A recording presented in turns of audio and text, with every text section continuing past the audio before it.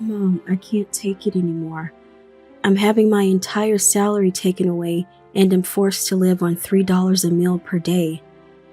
I'm so hungry I could die.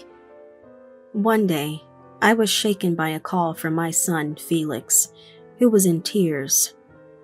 Such a near-starvation existence was unthinkable compared to his bachelor days. "What do you mean? Is Isabella sick and unable to cook? Why don't you just come home for now?" Isabella is Felix's wife, the daughter of his employer's president. Her family is naturally wealthy, and I had never heard of them being in financial trouble. Yet, why has he fallen into such a situation? Felix himself doesn't understand the cause, and it has been like this for the past 1 to 2 months. I urged him to leave that house immediately and return home, but Felix stubbornly refuses. But I love Isabella and our daughter, Charlotte, too. Temporarily, I decided to prepare some parcels for Felix and secretly sent him some money. A month passed, and Felix called to say he was coming home with Charlotte. Sensing something was not right, I waited at home that evening, holding my mobile phone tightly, when suddenly the doorbell rang. I leaped from the living room chair and rushed to open the front door. "Felix! Charlotte!" I was fully expecting them to be there, but it was Charlotte standing there, looking surprised. She was wearing the glowing pajamas I had bought her as a birthday present. As I embraced her, I felt her arms were thin, and her body was frail. Felix was nowhere to be seen. As I had been intently looking at Charlotte, I felt a presence behind her, and turned to look. There stood Isabella, with a creepy smile on her face. My name is Chloe, a 58-year-old housewife. I've loved eating since my student days, often having pizza and donuts for snacks, in addition to 3 meals a day. This habit didn't change even as an adult, as eating became a way to relieve stress, leading to me gradually becoming plump. While the women around me dieting for marriage were all slim and beautiful, I sometimes felt depressed, feeling like a balloon. At one party, it seemed clear that the men were avoiding me. However, one slim man came up to me. "Chloe, would you like to go out for a meal with me sometime?" Me? In stark contrast to me, the slim man was named James, who would later become my husband. After dining out together about 3 times, on our 3rd date, we agreed to enter a relationship with marriage in mind. "Chloe, you're cute, especially when you're eating." James would say this every time we went out to eat, and he always positively accepted that I ate more food than him. Since I worked in sales at a department store, it was often difficult to find time to meet with James. Nevertheless, James never showed any signs of annoyance and always arranged his schedule to fit mine. "I always feel bad about it," I murmured, but James shook his head. "It's okay. My company has a flex time system, so I can adjust my hours a little. Don't worry about it." He worked in an IT-related company, which was somewhat rare at the time. Though I didn't understand much about internet advertising creation or software development, his passion and expertise in his field looked very cool to me. Later, James and I got married, and I left my job to become a housewife and have a child. While I sometimes wonder if we should have spent more time just the 2 of us, the baby boy who was born was incredibly adorable. Believing that a child's name is the first gift parents can give, James and I spent a lot of time discussing it. "How about Felix?" Meaning happy.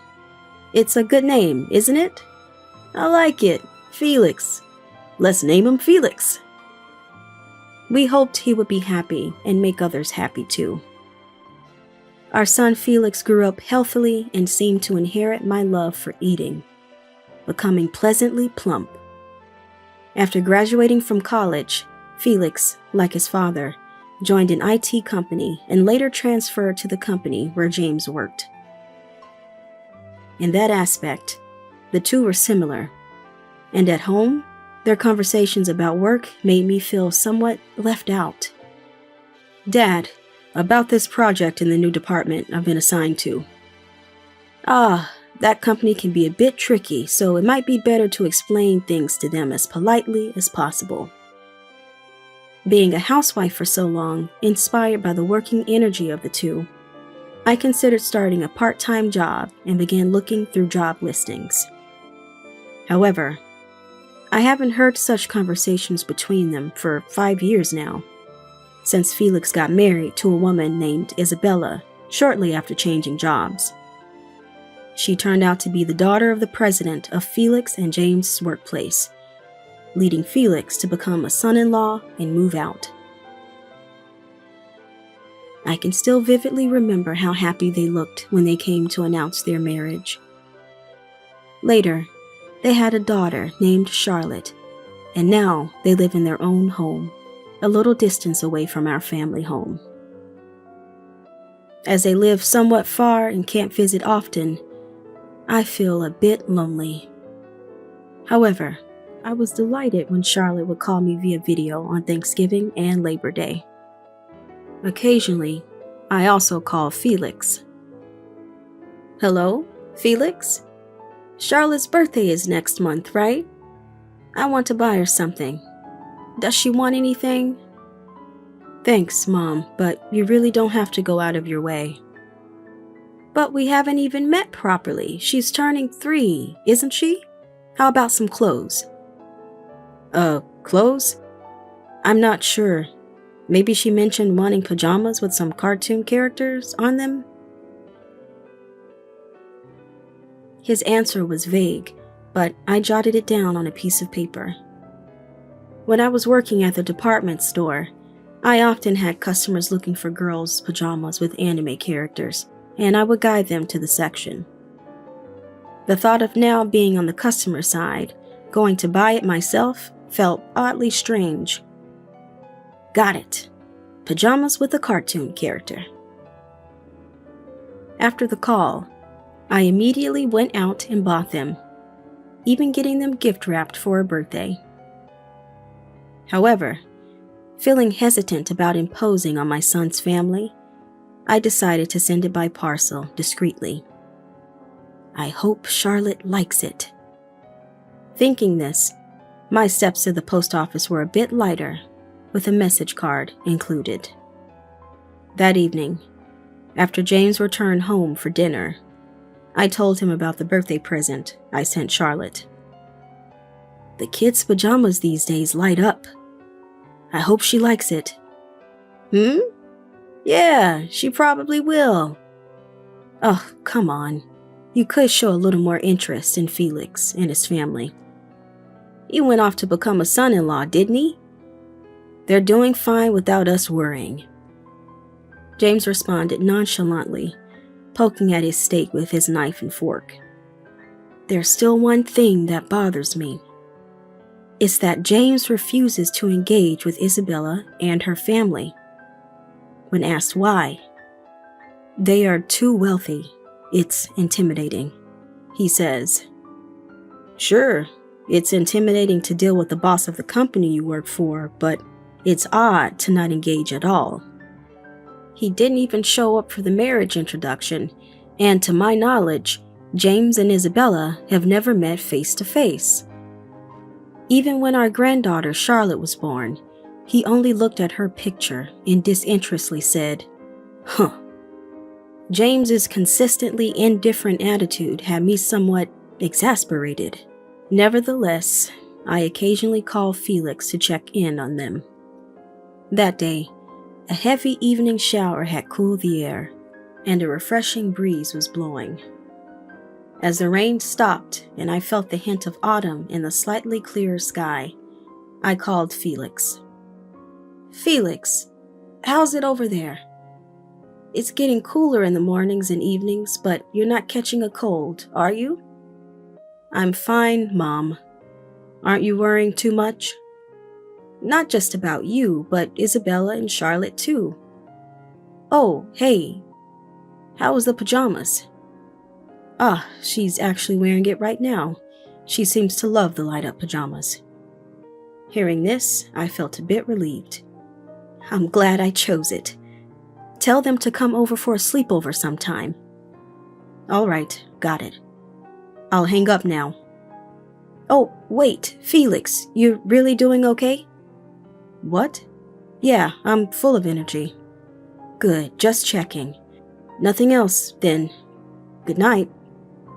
Felix said good night and hung up, but I was left slightly worried.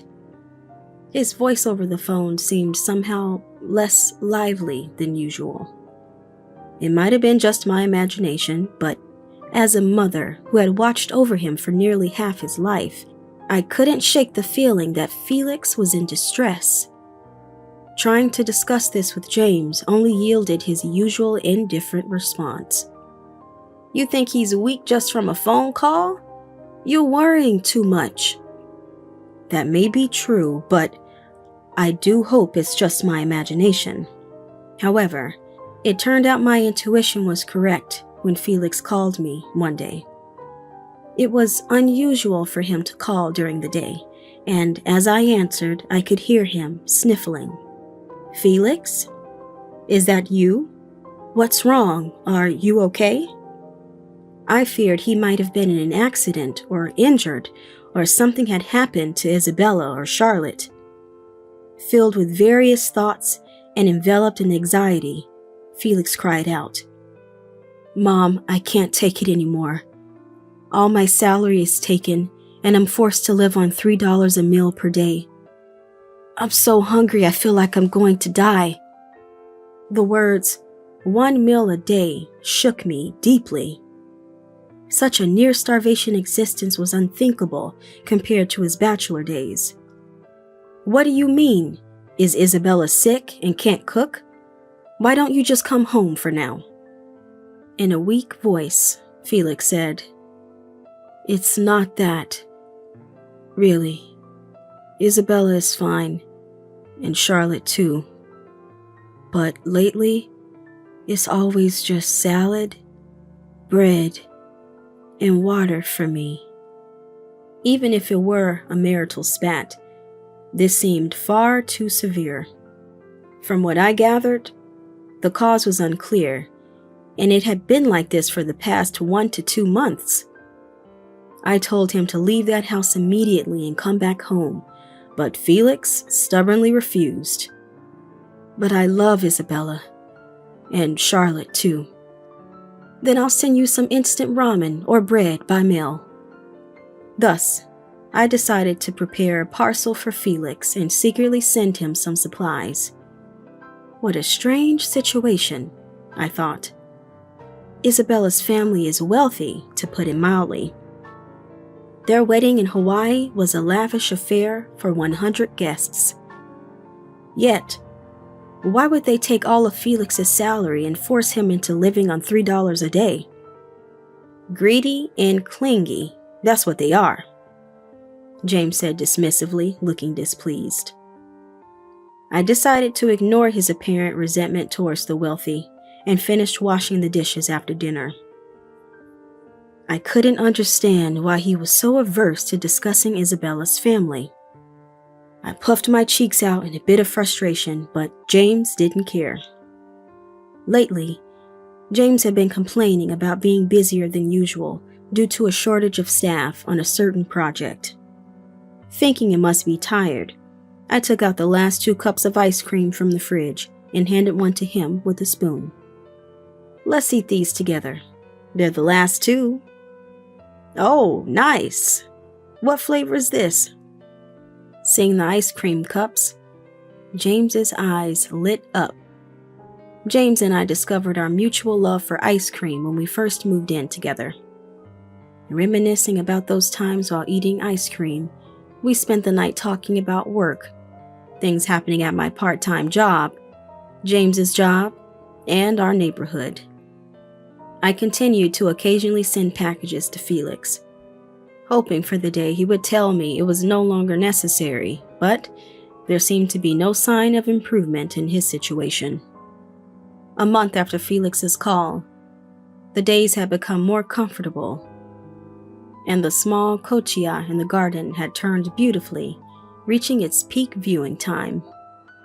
I wondered how Felix was doing, and one evening, after spending the day with these thoughts, I received a call. "Hello? Felix? How's everything going lately?" I asked hastily, and Felix, sounding like he was running, answered between breaths. "Mom?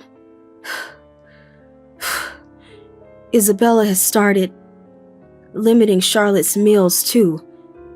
This is no joke. I've reached my limit, so I'm taking Charlotte and coming back home. We're on our way already." "What? You're on your way now? Wait, where are you? I'll come and pick you up." "It's okay. I'll be there soon." The call ended abruptly at that point. I could hear the constant sound of cars in the background, indicating he was near a major road. However, recklessly searching for them didn't seem wise, so I decided to inform James about the situation by calling him. But strangely, my calls didn't connect no matter how many times I tried. That's odd. He should be off work by this time. Maybe he can't answer because he's on the train. I left a text message hoping Felix and Charlotte would safely arrive. An hour passed since Felix's call with no word from James, and neither Felix nor Charlotte had arrived, leaving me overwhelmed with a sense of helplessness, despite all the lights being on in the room. Holding my mobile phone tightly, the doorbell unexpectedly rang. I jumped up from the living room chair and hurried to open the front door. "Felix! Charlotte!" I had fully expected to see them standing there, but it was Charlotte who stood there looking surprised, wearing the glowing pajamas I had bought her for a birthday. "Charlotte, are you alone? Where's Daddy?" Charlotte fidgeted nervously with her hands. Assuming she was nervous because she hadn't visited our house much, I squatted down and hugged her. "I'm sorry you've had it tough. It must have been hard." Only then did I realize how thin Charlotte had become. It was hard to tell in the dim light, and her slender body was hidden under long-sleeved pajamas. Charlotte wrapped her thin arms around my neck and buried her face in. "It's okay. It's okay. Did Daddy come with you?" "Well, Daddy and I were coming together, but, at the traffic lights, he fell down. And then, an ambulance was called because Mommy came too. Mommy had been following us secretly, so she called the ambulance." Charlotte explained as best she could. I was impressed by how well she could speak, but I was surprised by the mention of Mommy. Mommy referred to Isabella, indicating she had come here too. It must have been during that awkward end to the call that he fell. Perhaps having hardly eaten, he had collapsed from exhaustion. I had been intently watching Charlotte, but feeling a presence behind her, I turned to look. There stood Isabella, with a sinister smile on her face. Dressed casually in a well-worn top, bottoms, and sneakers, as if she too had hurried over. However, her expression was one of searching, seeking something as she scanned the surroundings and peered into the house through the wide-open entrance door. She then turned her gaze to me and said, "Excuse me, is James not here? I'd like to see him." "What? Why would you want to see James?" I was baffled. Her husband was supposed to be Felix, who I thought was currently being transported in an ambulance. Why had she come to our house without accompanying him? As I stood there confused, James returned home, opened the entrance door, and looked surprised to see her. "What? Isabella, why are you here?" "Wow, James, you're just getting home now? How hard-working." "Don't come here." James stepped back in a panic as Isabella, with a coquettish voice, moved closer to him. It seemed James knew Isabella. I was filled with even more questions, wondering how James and Isabella knew each other. "What's going on? James, explain." She's... that..." Seeing James struggle for words, which was unlike him, I was convinced there was something more. Then Isabella, with a creepy smile, proudly began to reveal their relationship. "James and I were lovers before I met Felix. But no matter how much I begged him to leave his wife and marry me, he just wouldn't. Right, James?" "That's not true. I don't know you at all."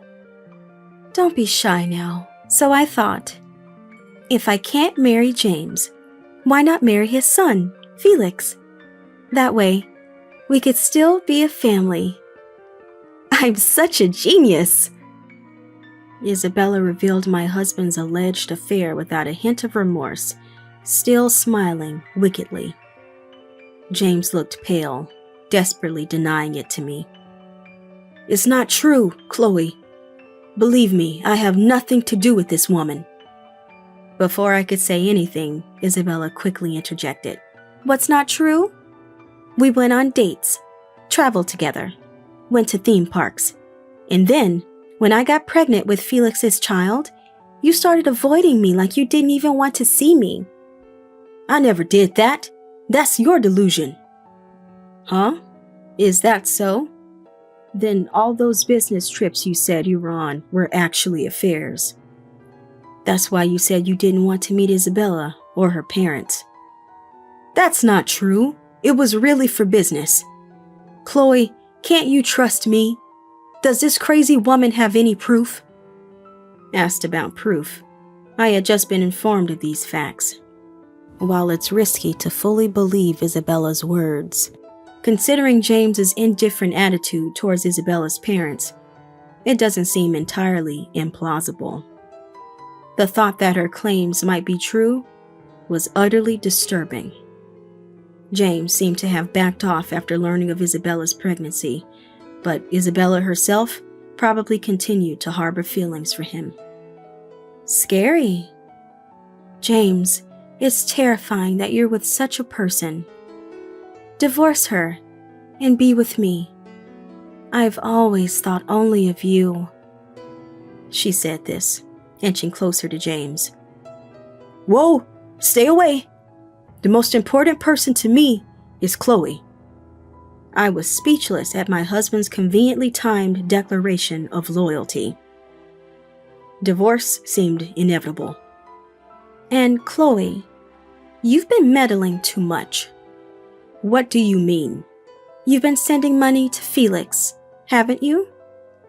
Despite intentionally taking his money and not letting him eat. Because you see, Felix's face resembles James, and I thought if he lost weight, he'd look even more like him." The absurdity of her reasoning, that my son had been driven to his limits for such a petty reason, made my hand shake with anger. Even more astonishing was that Charlotte's dietary restrictions were also because her face resembled Felix's, or rather James, and Isabella wanted to make her lose weight for that reason. "So, I was planning to tell you to stop the unnecessary support." "You're insane." I was on the verge of lashing out at her when the entrance door opened. It was Felix. He looked somewhat thinner than the last time I saw him a few months ago, which caused a moment of hesitation. But his voice confirmed it was indeed Felix. "Felix, I heard you were taken away by an ambulance. Are you okay? I'm fine now. I rushed out to show this to you and Dad, Felix said, pulling an envelope from a bag he was carrying. I took it, looked inside, and found numerous photos of James and Isabella in compromising situations. What is this? I was speechless and fell to my knees. The sheer amount of blatant evidence almost brought tears to my eyes. I wanted to believe in James, but it seemed impossible. Mom, I'm sorry for keeping quiet, but I wanted to believe in Dad. I realized Dad and Isabella were having an affair when we started preconception care.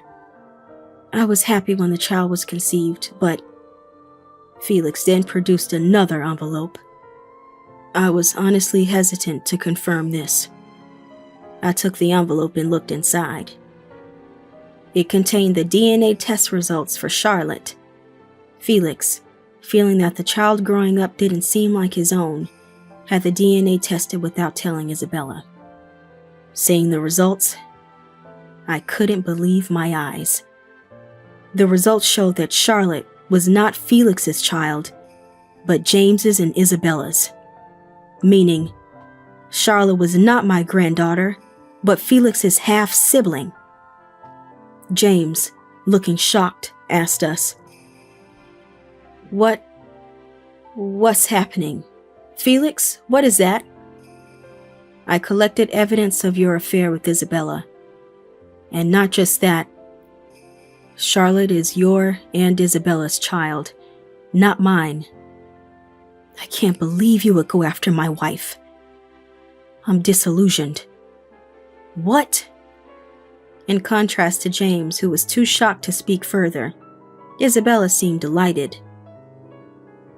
Really? Charlotte is James's child? She exclaimed joyfully, and ran toward Charlotte, reaching out to hug her. This child is James's. Come, let's live with James. I quickly brushed her hand away and shielded Charlotte. Do you even realize what you've done to this child? Not feeding her. What kind of mother are you? She's my child.